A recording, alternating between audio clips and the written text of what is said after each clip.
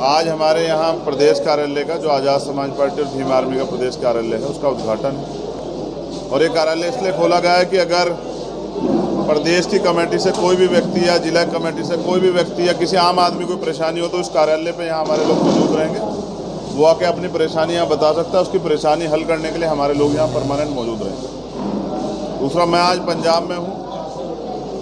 कल यहाँ मान्यवर काशीराम साहब के परिनिर्वाण दिवस पे हम उनके घर गए थे और आज जो है एक चक्का जाम है, जिसको मीडिया के माध्यम से पहले सूचना जो है प्रदेश अध्यक्ष जी ने कर दी थी, जिसका इशू है पोस्ट मैट्रिक स्कॉलरशिप का, जो एक बड़ा इशू यहाँ चल रहा है। दूसरा हाथरस का मामला है, जो हाथरस में ज्यादती की जा रही है। और तीसरा जो है किसान विरोधी अध्यादेश, जो 3 यहाँ पूरे देश में पास किए गए, जो किसानों के खिलाफ है, जिसके विरोध में किसान पंजाब से लेकर पूरे देश में सड़कों पर, तो उनके समर्थन में ये आज चक्का जाम रहेगा। इस जाम में सम्मिलित होते हम लोग लगभग 3-4 बजे करीब, जब ये चक्का जाम का जो समय 11:04 का, उस बीच हम लोग भगवान वाल्मीकि तीर्थ पहुंचेंगे, वहाँ नतमस्तक होंगे, नमन करेंगे।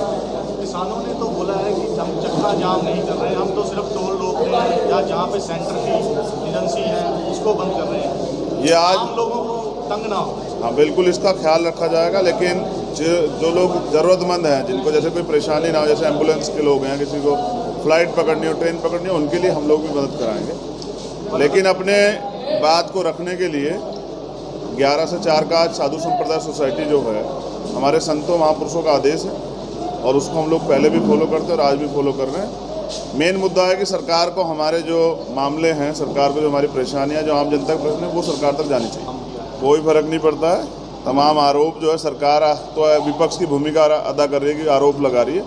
जो कुछ है वो जनता के सामने रखें।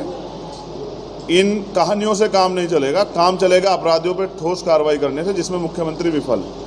अपराधियों का संरक्षण देने से अपराध बढ़ता है, कम नहीं होता। आज उत्तर प्रदेश में पिछले 2 हफ्ते में 50 से ज़्यादा रेप की घटनाएं हुई है। इसका मतलब पता है उत्तर प्रदेश में कानून व्यवस्था खत्म हो चुकी है। और आप समझिए कि ऐसी सरकार के नेतृत्व में किसी भी परिवार की बहन बेटी सुरक्षित नहीं है। उत्तर प्रदेश में जंगल राज चल रहा है। उत्तर प्रदेश से राजस्थान में भी हो रहे हैं, पंजाब में भी हो रहे हैं, मैं पंजाब में पंजाबी घटनाओं के लिए मैं पंजाब के मुख्यमंत्री जिम्मेदार हैं, राजस्थान की घटनाओं के लिए राजस्थान के मुख्यमंत्री जिम्मेदार है। जहां भी घटनाएं हों, एक कारण है कि घटनाएं अपराध, दूसरा अपराध पे ठोस कार्रवाई नहीं। तो मैं तो ये कह रहा हूं कि राजस्थान में भी कोई ठोस कार्रवाई नहीं हो रही है। लेकिन मीडिया का काम जो है सरकार से सवाल करना होता है, विपक्ष से सवाल करना नहीं होता है। विपक्ष क्यों?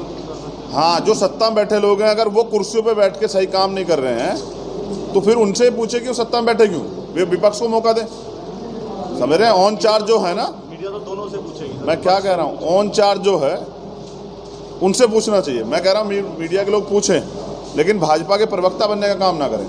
मीडिया तो पूछ रहे, आपके सामने रोका गया, वहाँ मीडिया को जाने नहीं दिया। हाँ, तो ये सवाल सरकार से पूछना चाहिए कि आखिर 3 दिन क्या छिपाया गया वहाँ, कि देश में कौन सी अघोषित इमरजेंसी प्रदेश में लगी थी उत्तर प्रदेश में, कि मीडिया नहीं जा सकती थी, उनके परिवार के लोग नहीं मिल सकते थे। ऐसा क्या था उत्तर प्रदेश में? उत्तर प्रदेश में जो हुआ है वो बहुत डरावना है। ये माननीय सुप्रीम कोर्ट ने भी कहा। अब माननीय सर्वोच्च न्यायालय के निर्देश में जांच होगी तो इतने अधिकारियों कर्मचारियों पर कार्रवाई होगी, ऐसे सभी अपराधियों पर कार्रवाई होगी।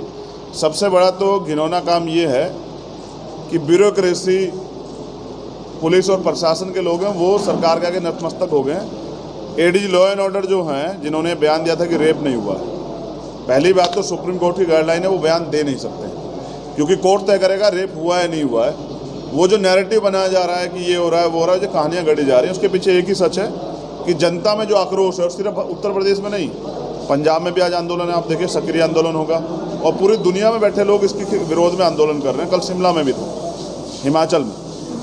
तो जनता में रोष है, उस रोष को किस तरह बदला जाए, इसलिए तरह तरह की कहानियाँ गढ़ी जा रही। सच्चाई ये है कि उत्तर प्रदेश के मुख्यमंत्री ने जो आतंक वहाँ किया है, जो जाति वहाँ की है, उसका अंत 2022 में निश्चित सबका करना चाहिए। देखिए, यहाँ लोकतांत्रिक सरकार है तो उससे भी सवाल करना पड़ेगा। जैसे पहले हमारा गुरु घर तोड़ा गया था तो यहाँ आंदोलन हुए थे, यहाँ के मुख्यमंत्री ने बात की थी। तो जनता का काम है एक प्रेशर ऑर्गेनाइज करना किसी भी सरकार पे कि ऊपर वो बात करें। पीएम्स मुझे तो नहीं लगता आम आदमी से मिल पाएंगे, ना उनकी सुनेंगे। मेरा अगर आने वाले कल में पीएम नहीं सुनेंगे तो हो सकता है किसान जाके उनके घर का भी गिराव कर दें। अपनी बात आदमी अपने घर पे रह के भी कर सकता है। तो पंजाब में क्योंकि बड़े पैमाने पे खेती होती है तो पंजाब के लोग पंजाब में आंदोलन कर रहे हैं। क्या बता रहा हूँ आपको, चोर कभी ये नहीं कहता उसने चोरी की है। कभी कोई अपराधी आपने देखा जिसने मीडिया के सामने आके कहा हो कि मैंने अपराध कर दिया, कोर्ट में जाकर कहा हो? तो ये पहली बात तो मैंने जेल काटी है। उसने कहा उसका नाम भी सेम है और उसके भाई मैं का क्या नाम बता रहा लड़की हूँ, की। पहली बात तो ये है कि कोई व्यक्ति जेल से सीधी चिट्ठी नहीं लिख सकता। अभी तो कोरोना काल में जेल में मुलाकातों पे पाबंदी, एडवोकेट भी नहीं मिल सकता है। लेकिन मैंने जब आपको बताया कि जेल से चिट्ठी लिखने का एक प्रोसीजर है। आपको अगर चिट्ठी लिखनी है तो आपको परमिशन लेनी पड़ेगी और आपको चिट्ठी बाई पोस्ट करनी पड़ेगी। लेकिन वो लिखी हुई चिट्ठी है, टाइपिंग चिट्ठी नहीं है, लिखी किसी और के द्वारा गई है। और आप देखना उसमें अंगूठे लगे हुए हैं, सिग्नेचर बाद में किए गए, अंगूठे लगे हुए हैं, लिखा किसी ने है और साइन किसी ने किए हैं। यानी कि जो बाहर स्टोरी बनाई गई है, जो कहानी गढ़ी गई है, वही कहानी लिखकर जो है अंदर से साइन कराए गए हैं। और ये पूरे उस जो नैरेटिव बना हुआ है उसको ख़त्म करने के लिए, उसमें एक नया सवाल पैदा करने के लिए किया गया। यही तो मैं कह रहा हूँ कि आप अपराधियों को तो 14 दिन तक जब ये मुकदमा लिखा गया, गिरफ्तारी हुई, तब उन्होंने क्यों नहीं कहा कि निर्दोष हैं? तब उन्होंने एसएसपी को चिट्ठी क्यों नहीं लिखी? तब उन्होंने अपनी बात क्यों नहीं रखी? लेकिन जब ये मामला पूरा हाईलाइटेड हो गया और 3 दिन तक सरकार सोचती रही क्या करे, तब उन्होंने उल्टे सीधे सवाल खड़े किए, तब चिट्ठियाँ लिखी जा रही हैं।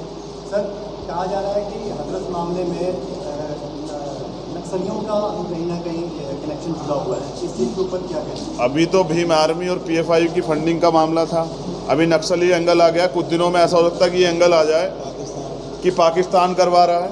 कुछ दिनों में हो सकता है कह दे कि इस देश के मुसलमान जो हैं ये काम करवाना चाह रहे हैं, माहौल ख़राब करना चाह रहे हैं। मैंने कहा कि एक अगर आप झूठ बोलेंगे तो आपको उसे सच साबित करने के लिए 100 झूठ बोलने पड़ेंगे। मैंने कहा इतना बड़ा झमेला सरकार ने खड़ा किया, उन्होंने जो किया है। आप ये मुझे बताइए, क्या नक्सलियों ने वो लाश जो है रात को 2:30 बजे जलवाई? क्या नक्सलियों ने ये अपराध किया? क्या नक्सलियों ने जो है पीड़ित परिवार को मारा पीटा, बंधक बनाया? मीडिया को जाने से नक्सलियों ने रोका, आम आदमियों को जाने नक्सलियों ने रोका, विपक्ष पे लाठीचार्ज नक्सलियों ने किया। ये जो आक्रोश पैदा हुआ है सरकारी कार्यप्रणाली से हुआ, सरकार इससे नहीं भाग सकती। सर, इससे अगर माहौल और खराब होता है तो इसका जिम्मेवार कौन है? आप सरकार का एक बयान सुनिए, आप सब लोग, तमाम मीडिया के लिए सुनने वाला विषय। सरकार कह रही है कि कुछ लोग उनके घर पे थे जो पीड़ित परिवार को भड़का रहे थे। आप ये बताइए, पीड़ित परिवार ने भड़कने के बाद किया क्या? क्या पीड़ित परिवार ने कोई अपील की कि आप चक्का जाम कर दीजिए? क्या पीड़ित परिवार ने ये कहा कि आप यहाँ बहुत सारे लोग इकट्ठा हो जाइए? क्या पीड़ित परिवार ने किसी मीडिया से कहा कि आप माहौल ख़राब कर दीजिए? पीड़ित परिवार सिर्फ न्याय की आवाज़ उठा रहा है। तो मैं सिर्फ ये बता रहा हूँ कि ये माहौल ख़राब करने का काम सरकार करा रही है, क्योंकि वहाँ धारा 144 लागू है, लेकिन 1 किलोमीटर पे 400 मीटर पे 2-2 हज़ार लोग पंचायतें कर रहे हैं और वो पंचायत में खुली धमकी दे रही हैं। आपने पहली बार सुना होगा कि रेप के आरोपियों के पक्ष में पंचायतें होती हैं, देश में ऐसा कभी हमने नहीं देखा। सर, पुलिस की क्या भूमिका है पूरे मामले में? पुलिस अभी माननीय सर्वोच्च न्यायालय के निर्देशन में, संज्ञान में पूरा जब इस पर पूरी जानकारी होगी, पूरी जांच होगी, तो जितने पुलिस अधिकारियों ने और वो जो डीएम है, मुख्यमंत्री के चहेते डीएम, जिनको संरक्षण देके ये बताया गया है उत्तर प्रदेश के शासन प्रशासन को, ब्यूरोक्रेसी को, कि अगर आप हमारे इशारे पे काम करोगे तो आपको हम कुछ नहीं होने देंगे, आप सेफ रहेंगे अपराध करने के बाद भी। ऐसे सारे अधिकारियों पे सेक्शन 4 का मुकदमा दर्ज होगा SC एक्ट का, और 201 सेक्शन 201 IPC सबूत मिटाने का। ये सब लोग जेल जाएंगे, इनमें से एक भी व्यक्ति बाहर नहीं रहेगा। सर, सीबीआई की जांच की मांग करते हैं?